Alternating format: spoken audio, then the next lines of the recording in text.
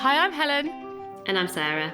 And this is the Squiggly Careers podcast, a weekly show where we talk about the ins, the outs, and the ups and downs of work to give you a little bit of squiggly support and some ideas to help you to take action. And if it's the first time you're listening, you might want to know that we also create lots of other things to help you, as well as what you're listening to today. So every episode comes with a pod sheet, which is a downloadable summary that you can use on your own to reflect on what you've heard, or maybe use with someone else. Maybe you mentor someone, or you could use it in your team. We've also got little pod summaries, which are swipeable short things on social media. So follow us at AmazingIf on Instagram or LinkedIn, and you'll see those there. They're good to sort of tag people in that you think might be helpful. And we've got Pod Plus, which is a weekly conversation with the very lovely Squiggly Careers community, where we just dive in a bit deeper. People ask questions, they share their own insights, and it's just a bit of a boost. That's every Thursday at 9 o'clock. All the details for that are on our website, amazingif.com. So this week we're talking about how to present an idea. And the reason we think this is important is everybody has ideas, and it's a way that we all add value in our roles. It shows that we're thinking and creating beyond where we are today. So we're being strategic, we're looking to the future. And a big part of having ideas is being able to share those ideas. We don't want those ideas to just rattle around in our brain and to not kind of make it out, to share them with other people. I think it's a really important skill in terms of how we influence and persuade other people.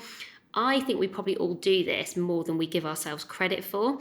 But when you actually look at some of the research, or if you read some of the articles around presenting ideas, it very quickly moves into pitching territory. So there is a really good HBR article that I read before the podcast called How to Pitch a Brilliant Idea.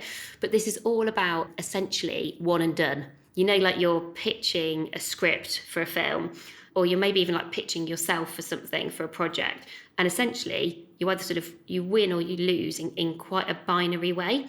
So we can definitely borrow some of the learnings from pitching, but I do think be careful that you don't go, oh, that's not for me because I don't pitch. I'm like, actually, I don't think that many people do really kind of out and out pitch. I think what most of us do is share ideas where we're sort of trying to get a feel for, is this something we should take forward? How could this be useful?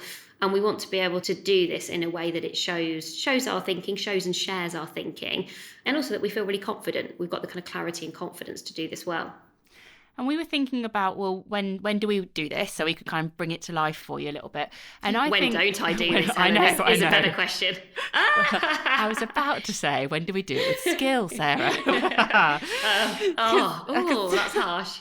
No, because I think I end up sharing quite a lot of ideas. So we'll be talking in our sessions, for example, we'll be presenting, and I'll maybe in a session I'll sort of drop in a little idea I've got about, could this be useful? Or we'll be talking to lots of the companies that we work with about career programs, and I'll sometimes in those conversations sort of drop in we've been thinking about this. I think I drop quite a lot of ideas into presentations to see what sticks and to be able to sort of communicate it a bit more clearly. But I don't always, having kind of prepped for this podcast today and some of the ideas that we're going to share with you, I don't think I always do that with skill. I do it because I like an idea and I'm sort of dropping it into conversation to see what sticks. And I think that is not bad. That's not a bad thing. At least I'm sharing them. But there are lots of things that we're going to talk about that I think, actually, if I did it in that way, that would be sharing an idea with a bit more skill rather than just because I like the thought of it. Yeah, it's interesting. I think I have a lot of ideas, which I think is a slightly different thing to presenting ideas. And I think I share a lot of those ideas actually more with you than I do with anyone else. And actually, I think you're slightly different. I think you often share ideas maybe more openly or with bigger groups or communities, like you say, just to sort of see what the reaction is. Whereas I would be more likely to have been kind of mulling something over and then be like, I've got a bit of an idea. I'm going to share this with Helen. And I think over the past couple of years, I've actually got a lot better at like, how do I share this with someone else? And kind of what does that need to kind of look like? And some of the things that we started to list were idea inhibitors. So I think there are some sort of misconceptions around how to present an idea that can get in our way. And the first one is that it has to be crystal clear. Most ideas are not fully formed because if they were, we've gone too far. And this is definitely something that I've learned. I would sort of hold on to ideas for too long. I'd keep developing them. But I find by sharing ideas early and often, those ideas go further. And also you could sort of let go of the ones that you think, this is either not for now. And I've definitely learned that not now doesn't have to mean not ever. I can come back to it. I'll just keep it in my head and then share it again in a month's time with Helen if I really love it.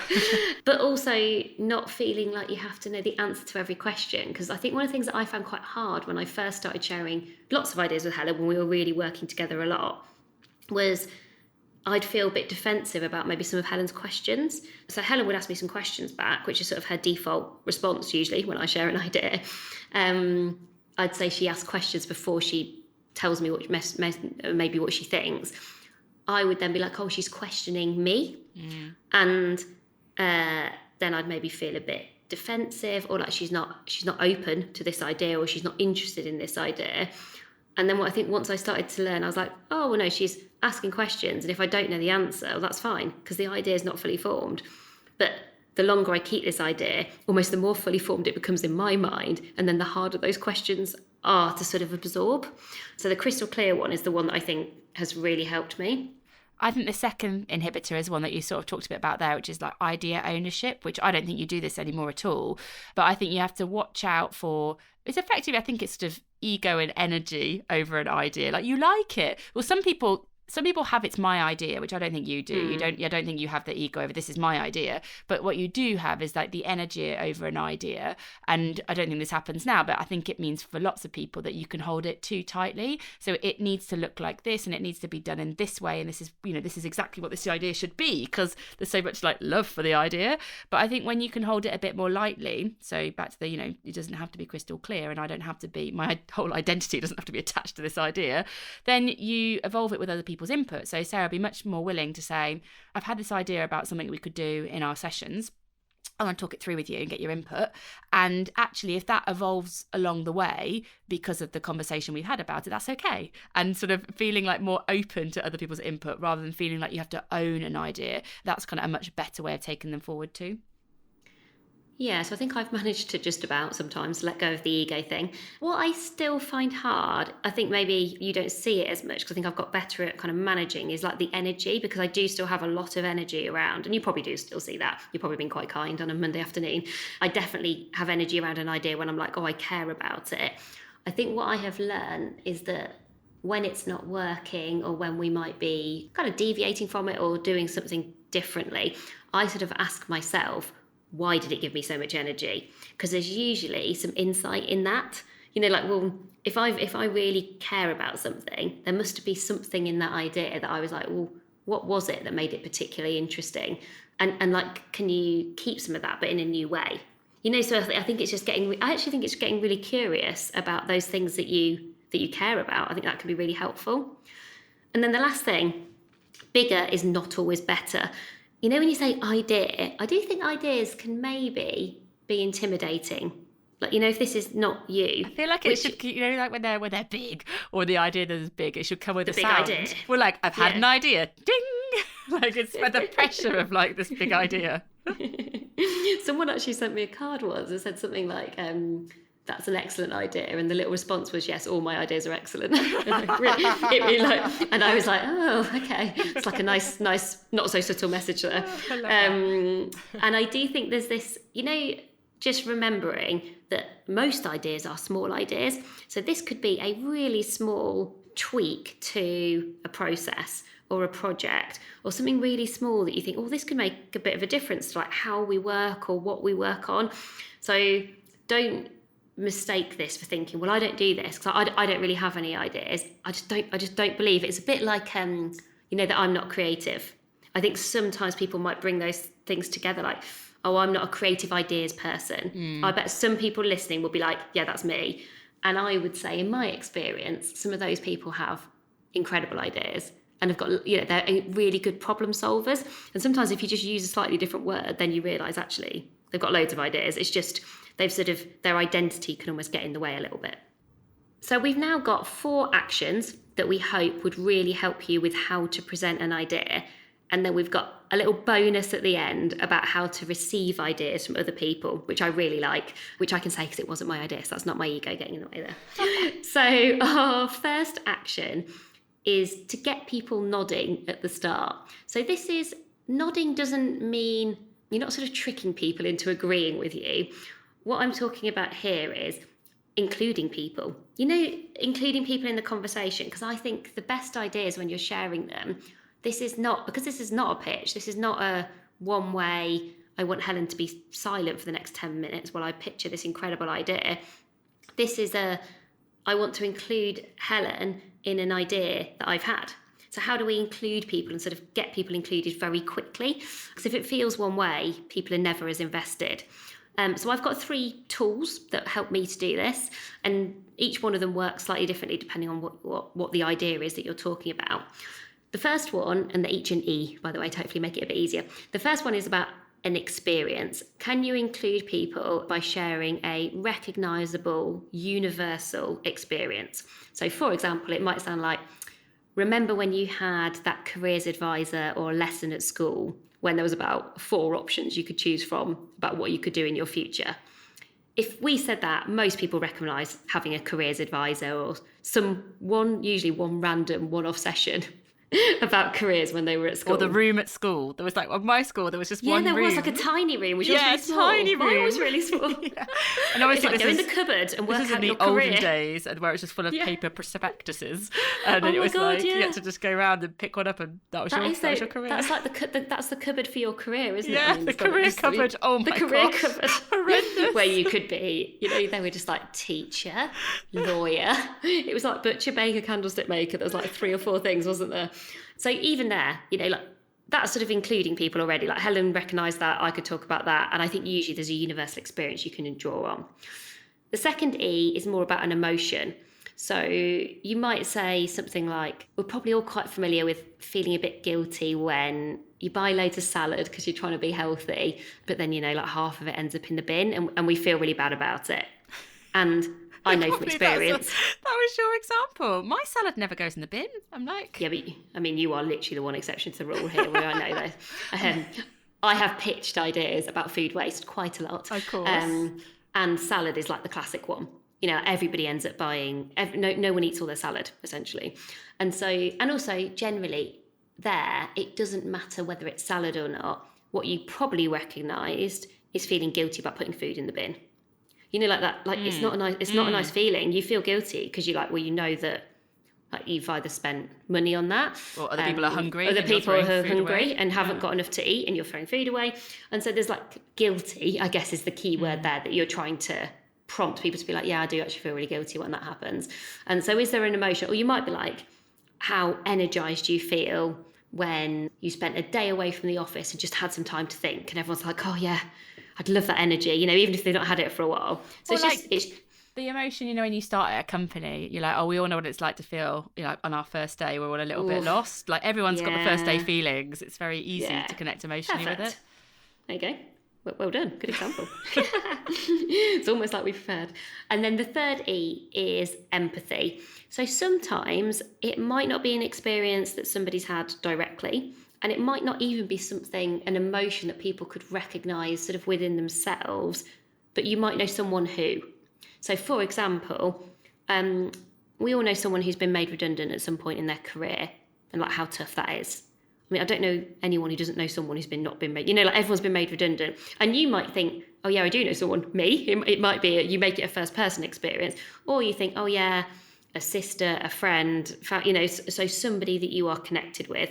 So again, you're going for things which are involving and including for as many of the people as possible as you're talking to. Could be one person, could be me talking to Helen. And actually quite quickly, so if I was talking to Helen about food waste, just as an example there, actually Helen's response to that would almost make me go, oh, okay, Helen isn't someone who wastes very much food. Okay, so I might just need to bear that in mind as I start to share this idea. Maybe she doesn't quite recognise that. So almost not getting the nod is actually as useful as getting the nods. And it won't happen as often. I honestly think with these techniques, like 90% of the time, you get people going like, oh yeah, I can sort of see where you're going with that.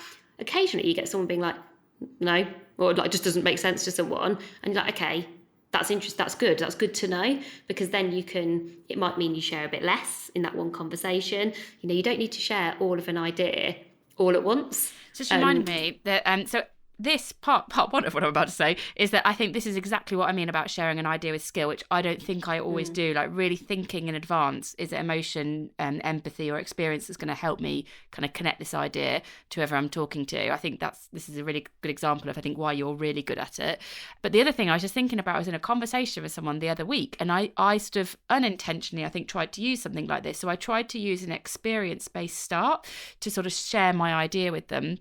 And the person came to me afterwards and basically said, no, like everybody in the room put their hand up. So I did this thing. Everybody in the room put their hand up and was like, yeah, totally get it. They totally related. This one person very nicely came over and was like, no. just basically sat down and was like, no, just haven't had that experience. It's kind of I don't get it. This is not something. And I remember you telling me this now.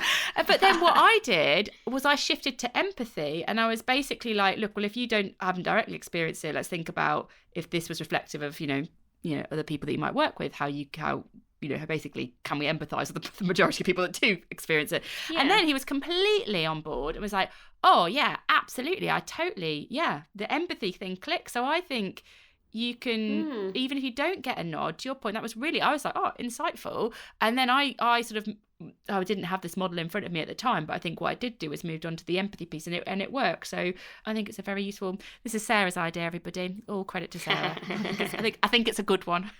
Thanks. Pleasure.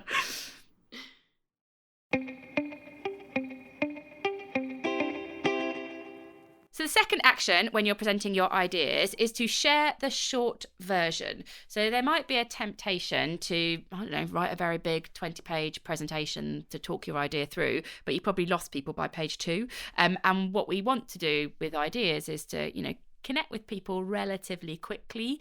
And there's a few different ways that you can do that. So the first thing that you can do is you could share the idea in a word or a sentence, or maybe use a comparison that people can get quite quickly. So we want to be careers, what Martin Lewis is for money. People in their heads might be like, oh, okay, they want to be like a common sense advisor and, a place where people can quickly get some support. Like he kind of democratizes kind of money knowledge, and maybe that's what we want to do for careers. So that isn't actually what we say about our business, but hopefully you get the idea. Or maybe if we were going to build some, skills job match tool, you could say, oh, we're building Tinder for careers, where people can swipe and see what they want to do with their development. Again, we are not doing that. We're just trying to share some examples of what this might look like. I think there's a reason that when organisations are pitching for money, for investment in their businesses, this is what they do. Because essentially this is a shortcut for people to understand something that is new to them and that they're hearing for the first time. And so what you're doing is you're borrowing from something that's very established and well understood to help you to describe something that isn't established and isn't understood. So it's a shortcut, which is why it works so well. The other thing that I've seen really recently that David Hyatt from Do Lectures, and if you don't follow him on LinkedIn, he's worth following because he writes so well. He talked about the idea of any time he sort of does anything new, before he or as he's getting started, he sort of writes this like mini manifesto, which can sound a bit intimidating, but essentially it's just a description of like, what is this thing? Like, why am I doing it? Why do I think it's important? And when you read that manifesto, it might be 4 to 8 lines long, so it's sort of pretty short. It does give you a real sense of like what the thing is, and it might change, and you might adapt it over time. But I was thinking this as last week, Helen and I were working on our next book, which is all about learning, which we'll talk a lot more about at some point in the future. And I don't think you can always do this at the very start of an idea. It depends where you are in sort of the idea development. I think if you try to do this too soon without involving other people, I think it could read as I've decided everything, because it can feel quite complete. A manifesto can feel quite complete. But what you could do is write a few different versions of it. I've done that before, where you sort of go, well, there are sort of 3 ways that this idea could work. And I think that's nice because you're not being too definitive and you're staying really open. And again, you're involving people like, oh, actually, we're all quite attracted to the middle one here, or we all really like that last one. Or you could involve people when you're a bit further down about going, oh, should we try and sort of really summarise? I think that's what they are. They're a really good summary of an idea. Might even be worth you doing for yourself, though. I was thinking when I read some of David's and when we did ours last week, I was thinking if we had done that at the start of writing this book about learning, just for us, that would have been something to kind of keep coming back to. And we didn't quite do that. And I think that would have been helpful. And as well as those ways to kind of get a shortcut for sharing your idea, it's also useful to make sure you've got a shareable version of that, because sometimes those things might be, sort of easy for you to say. You might say it and sell it in your kind of way, but it might be harder for somebody to, put that in an email, for example, like Sarah and Helen are building Tinder for careers. So what might be more useful and more shareable is to do an idea on a page. And so you share the short version, but then you also gives people a shareable version. And an idea on a page, I would just stick this into probably a grid for 4 boxes, because I like frameworks and things like that. But I would have the insight. So kind of what's kind of led you to this way of thinking. Maybe there's a data point, or there's something happening in the market or the business, for example. What's the insight? Then I would have the idea as kind of simple and succinct as you can. Maybe that's your idea in a word or whatever, but kind of really short summary of the idea. Then I'd have the impact, so if this idea was kind of, if it was done, what would you expect the impact to be? And then I would have implement. And this is not a massive project plan. This just might be over the next 3 months, we'd need to do this in order to make it happen. So insight, idea, impact, implement. And it is just, this could just be an email, by the way, with a couple of bullet points on it. You don't need to have a matrixy grid if you don't want to. But I would probably put it on a page, and I would make it look good so that people would kind of probably share it or put it into a presentation or put it up on a screen in a meeting, because I want people to talk about it. And depending on what your idea is, something like from and to would also probably be quite helpful here. So you might want to describe the world as it is today. From, when I say the world as it is today, it might be just the process for our team meetings, to what's the kind of the outcome. So before you get to your idea, what are you trying to make happen, essentially? So it's if we're trying to move from weekly team meetings that take 90 minutes, but it feels like only half the people participate, to short, specific, high energy team meetings where everybody feels part of them and everybody plays a role. You kind of go, back to getting everyone to be like, yeah, that does sound quite a lot better. Who doesn't want that? Yeah, when you're like, yeah, okay, well, that's what we do want to do that. That's not our team meetings. I just like to make that point. Obviously, they're high energy and everyone's involved. Yeah, I know. Yeah. Don't. It's too late on a Monday to have that conversation. But then you go, okay, well, if that's the from and to, what's the idea that is essentially the conduit that's going to get you there? And that could be it. I think you could be as simple as that. And if you got that as something that was shareable, because often ideas include lots of people, have lots of dependencies, and you might not always be in a room or a Zoom when something that you have created or you've shared is then being shared again. And I would say this is the bit that I'm always worst at. So I think if I'm there and I can talk about it, like I said, I have lots of ideas and I think I've got well practiced and versed in sharing ideas. But then I very rarely, because I'm not very good completer finisher, I don't then give people things that make it really easy to share those ideas on my behalf. And then obviously that's a really good thing for lots of reasons. You get loads more feedback, the idea goes further. And that's why sometimes I think I've definitely shared ideas that have stopped too soon because I didn't do this very well. I'm just going to challenge you. I think you are a very good completer finisher. I just think you have too many ideas to complete and finish. I think you're very good. You're much better than me. I don't. Well, yeah, but I know, but that's a low bar. Between you and I'm like... What is the personality assessment though that has completer finisher in it? I'm a low bar. I mean, if you're comparing me to you, Helen, that's a low bar. Yeah, that is true though, because what is it? Is it Myers-Briggs or Belbin? There's one of the personality profiles, and they're all some are better than others, obviously, but one of them has completer finisher. What's the one that's like plant? And that's Belbin, isn't it? Roles? Yeah, Belbin. Belbin's roles, because I really remember you and I doing this a really, really long time ago. And I reckon completer finisher, we are both quite rubbish at. The only reason I'm any different is I am more stubborn than you. And so I sort of get a bit overly determined and I'm like, right, I'm going to see this through, sort of almost if it kills me, I'm going to make it through. And you definitely don't have that. So between us, it's a miracle, really, that anything makes it out the door.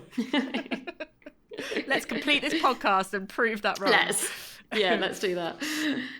So the third action is share your idea with way more visuals than words, and way more visuals than words on a slide or words that you say, because people remember visuals. We see it all the time in our workshops where we live draw. It's the live drawing that stands out. I might be saying something that's incredibly useful, but if I can draw it, it's the drawings that people refer back to. When people are talking to me about what they've learned, they'll be like, oh yeah, so when you showed that diagram or where you described strengths using shapes, that's something I did today. I was like, that's what sticks. That's where people will remember that idea about strengths, because I use these shapes and then managed to come up with quite a good idea of sort of showing whether you have intent and impact when it comes to your strengths. People might not remember the exact phrase, but I reckon they will remember the shapes. And so show a prototype, show a mock-up, draw a diagram. I think the thing that stops people from doing this, and actually I was doing a leadership session last week and I heard this from lots of people, that desire for things just to be so good, to like really the kind of quality bar is so high, and you're used to doing things that are really good and that look great and are very well thought through.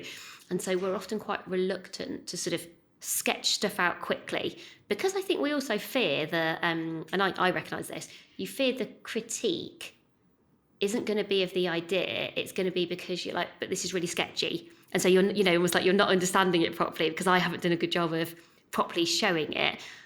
But in my experience, every time I have sort of tried to do this, whether it's like we did it recently, we mocked up some book covers. And yeah, obviously it's not right, and we did it quite quickly. I think we did it in 24 hours, but it was still better than not having one. And I just can't think of an example where it's not better to try and show rather than tell. I've looked at my scribbles before from meetings that I've been in where there's an idea in my head and I'm trying to make it real for people, and I sort of scribble things on a page and people get nodding. They're like, oh yeah, and it's like in my head in the moment it's like it's really good. In the moment I've drawn it, then I look at it afterwards, I'm like, that just looks like a lot of scribbles, but actually people get it, like when you're, because it's I think the words that you're saying at the same time as you're using visuals are the things that click together. If I just drew without any voiceover, I'm not a particularly good drawer. I'm not sure my drawings would communicate what it is, but I think it's the combination of a visual hook on top of what you're kind of the idea that you're sharing that really works. And I mean, I have done this with our designer. So we work with a brilliant designer called Jen. And sometimes I can just see that my brief for an idea that I've got for something that we want to create around careers, I just think this will be so much quicker for me to mock up and draw. And I have done that so many times for her. And it is so rubbish what she gets, like embarrassingly rubbish. Like I did one last week where what were we doing? An event summary thing for Gremlins, and I just said to her, but I feel like it could work a bit like this, and did sort of the worst creative of all time, but it meant that she got what I was trying to communicate as an idea really, really fast. And I think it saved us loads of time. She could also tell me whether she thought it was going to work or not. And actually, often, if you are using words, I think I had actually tried to describe it first, sort of in a couple of sentences, and then I could sort of see it going in a different direction. And I was like, do you know what? This is like a show versus tell moment. And, then she can at least say to me, this won't work for these reasons. Or, yeah, it's amazing, isn't it? When you're so clear in your own mind, and then you think you've written it in a way that's really clear. But often if you could just bring it to life in some way, it just really helps people to understand what you're trying to say. And I've done that in case people are thinking, how could this look for me? Using something like Whiteboard on Microsoft Teams or whatever software you use, you could draw, like imagine you've got an idea about a process at work. Whilst you're talking it through, you could sort of draw the different stages of the process. That's the sort of thing that we mean, that people would sort of latch onto it then. Or maybe you're in a job where there's a lot of communication by like PowerPoint, for example, and you've got an idea about, what this could look like or how you could structure it. Literally doing a sketch, like the bullet points. I've done that before. I've taken a photograph and I've sent it to somebody and be like, this is what I mean. It's just the connection that you're trying to get really in their brain. They just got a little bit more to just make this idea a little bit more tangible. And actually we had an example recently, Helen and I had an example recently where we were both very clear of something we wanted to create, and it sort of didn't happen. And I think if we had done this, actually we would have got the thing that we'd both got in mind, but people sort of went off in different directions, not necessarily kind of rightly or wrongly, but I was like, it's a really interesting example of if we had just very quickly mocked up visuals, which actually I would say, Helen, this is one of the things that you're best at. You're very good at just being like, I'm just going to quickly create a one page in Canva I'm just going to quickly do this. And I was like, oh, I wish in hindsight we'd done that. Because I remember us both looking at it going, oh, that's not quite what we meant. But then someone's now wasted time on it. And then it gets frustrating for everyone. And the last action is all about framing your feedback ask. So to the point of when we share an idea, we're not really sharing it fully formed and we are sharing it in order to get other people's input. What's really important is that you frame your feedback ask in a way that allows you to get useful input on your idea. So, for example, if I just say, Sarah, what do you think? I mean, Sarah's pretty good at giving feedback, but that's a bit of a broad question. I'd absolutely love it. I'd be like, that's a free-for-all. Well, she might go, oh, well, let me just talk about how you've shared that idea. And I'd be like, no, I don't want, I don't want feedback on my communication style. I want it on this actual idea. But it's quite a big idea. But it's quite a big ask, really. What do you think of the idea? You don't know if what you're going to get back is going to be particularly useful for you. So what you might want to do is ask some questions on, okay, having shared that idea, I'd really love to know what stood out, and then just listen. I really listen. And then you could ask another question. Okay, so having shared that idea, what do you think might be missing if we were going to move this forward? And I think when you are asking those questions, you listen really well because there's going to be so much insight in what they come back with. They might have some comments. They might also have some questions. And their questions might be focused on different areas. So the insight that we talked about earlier, are they questioning, well, where's this idea actually come from? Because ultimately, if they don't believe where it's come from, it's going to be really hard for them to buy into the idea. Or they might have some questions about the impact. Maybe they think you've been a bit too stretching with the impact this idea might have. Or they might have, where I think I tend to go a lot, is the implementation. I genuinely think, oh, great idea. Most of my questions are all around the implementation. And it's just useful to kind of listen out for where their questions are going. I think also that stops you being too defensive. It stops you just hearing a question about my idea because they don't like it. And it helps you to clue into where is this question focused? So you can stay a bit more objective and be less emotional about what they might be saying about your very brilliant idea. And then the last sort of extra bonus thought from us is if you're on the receiving end of somebody sharing an idea. For some people, this might be second nature. So if you're someone like me, I enjoy doing this. This is a skill I just want to get even better at. But for some people, and I do see this quite frequently, this can feel really hard to do. It can feel quite vulnerable. Almost, again, people do feel like, oh, if this idea doesn't go down well, that really reflects badly on me and how I'm doing in my role. So it's always good to be aware of that. I always find I definitely need to be aware of this. I think because you and I are so comfortable doing this and we've got so used to it over the years, but it's not the same, say, if someone in our team was sharing an idea with us and maybe they're challenging something that you and I have come up with. That's quite a hard thing to do. So a good way to support people is to take a technique that we've borrowed from a book called Sticky Wisdom, which is called greenhousing. Helen, do you want to talk a bit about greenhousing? Because I know that this is something you've done before. So the idea of greenhousing, an idea is sort of recognising that young ideas, like little plants you might put in a greenhouse, need a bit of extra protection because that's when they're at their most vulnerable. And so what they really need is a little bit of sun. And think about sun as an acronym where the S is to suspend judgment, the U is to understand, and the N is to nurture. So if you are seeing someone share a young idea, give them some sun. Suspend judgment, understand, and nurture. The worst thing that we can do to a young idea that needs a bit of protection is give them a lot of rain. We will drown that idea. We will kill it if we give them too much rain. RAIN is an acronym where the R stands for react, the A is for assume, and the I is for insist. So anytime we don't listen and we just react with our emotions straight away, or we kind of make assumptions about what this should be or how it should happen, or we insist that it must be done in this way, we take away that sort of support that we want to surround that idea with so it can grow. This ultimately kills a lot of ideas from kind of very, very early stages. So give it a bit of sun and kind of minimize the rain.